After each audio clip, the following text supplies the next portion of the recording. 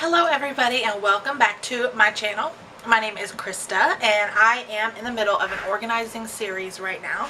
And today I want to show you my planner that I'm going to be using for next year, 2018. But first I want to show you the Erin Condren Life Planner. Is that what it's called? The Erin Condren Life Planner? Yes, the on-the-go Life Planner. I used this for the last 18 months. This one was an 18-month calendar. You can see how thick it is. The one I had was the hourly layout. And let me show you December where I haven't written in yet. So it has the hours from like 6 in the morning until 7 at night. And I really enjoyed this over the last year and a half. I really have. I like how colorful it is and how the colors match with the month, you know, orange in October and green in December, different things like that. I like the little pocket in the back. But when I went to order another one for next year, I couldn't pull the trigger on a $50 planner again. So yes, I like this. Yes, I would use it again. But for next year, I kind of just want something a little smaller. So I went to Meijer's, which if you don't have Meijer's, it's like sort of like a Walmart. It's the same idea. Not even knowing really what kind of planner was out there, what kind of planner I wanted. So I found this one in a very pretty coral color. And it's got a strap here to hold it closed. It's called the OrganizeHer. Let's see, the actual name of it is, I think it was called the On-the-Go Planner also. I have a picture of what it looks like with the thing on it. I'll pop in a picture, but it's from OrganizeHer, and I'm going to turn the camera around so you can see. I've got it all set up for next year, so I can show you how I plan. But first, I want to show you my favorite pens for my planner, the Friction Eraser pen. And I like the clicker one better than this one, but I accidentally bought that one. And that is by Pilot, called Friction, Frixon, I think. And then yes, Frixon. Pilot Friction. This is the ballpoint pen. And then I also like the Sharpie pens. If Sharpie would make an erasable pen, I would be in heaven. So Sharpie, if you're listening, please make an erasable pen. Okay, I'm going to turn the camera around and show you how I set up my planner for next year. Okay, so this is the front, and it is textured with this pattern, so I'm hoping it doesn't get dirt trapped and stuff. But this is the OrganizeHer planner, and so when you open it up, it's a pretty pattern there. Then it goes right to the 2-page spread for the month of January. On this side, it's got the squares. My only beef here is that it's really tiny to try and write in. It has a list of things to remember, and then it has a to-do list and a projects list. So here's the way I decided to set this up. All birthdays, school holidays, regular holidays, and events, things that have a set date for them, I went ahead and wrote on the actual calendar part. The pink highlighter is holidays, vacations, kids are out of school, things like that. Days that I don't need to be scheduling any events for work for my company.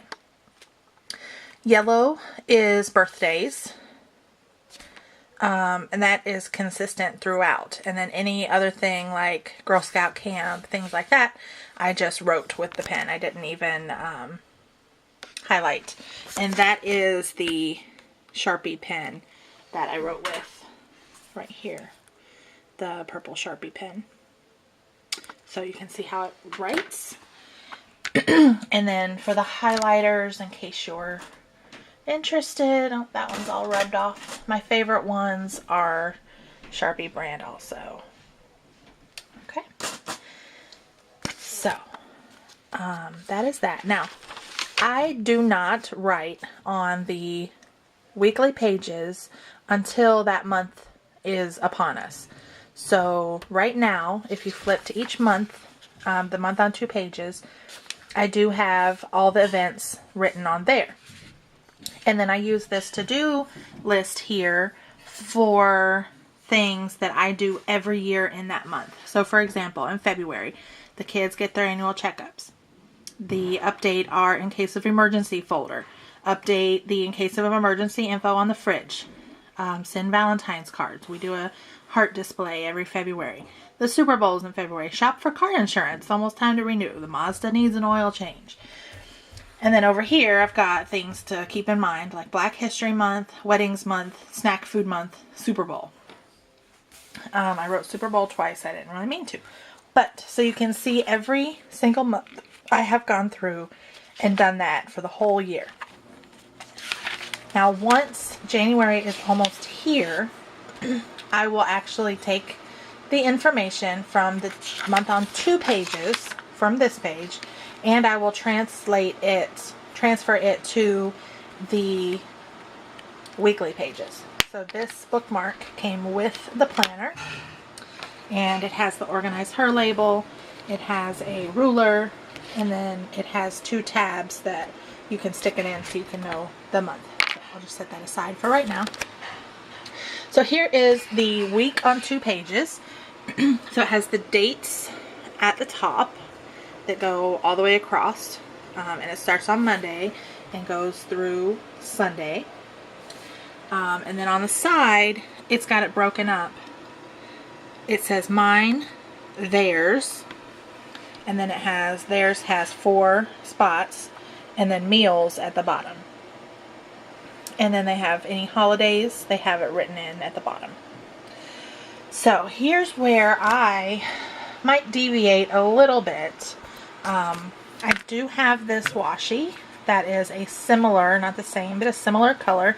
I might actually cover up their labels, and I might put things like, so the way my brain works, let me turn you around for a second.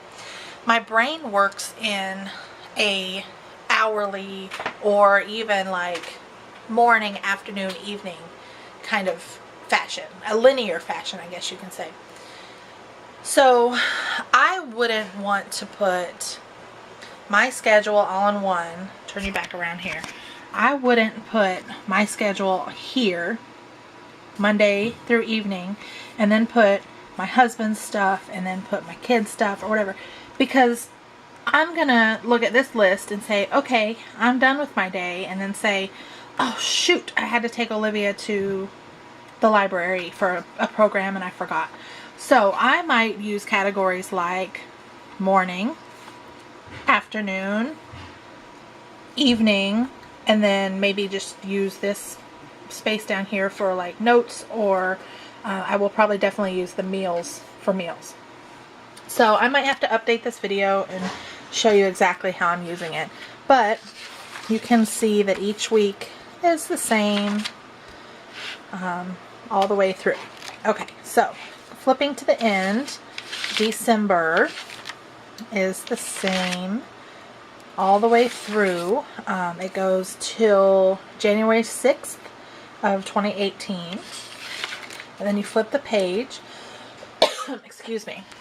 The last pages are websites and blogs to keep track of, both pages, and it's got the website, your username, and your password for that. I've never been a fan of writing that down, so I might just use this page for extra notes.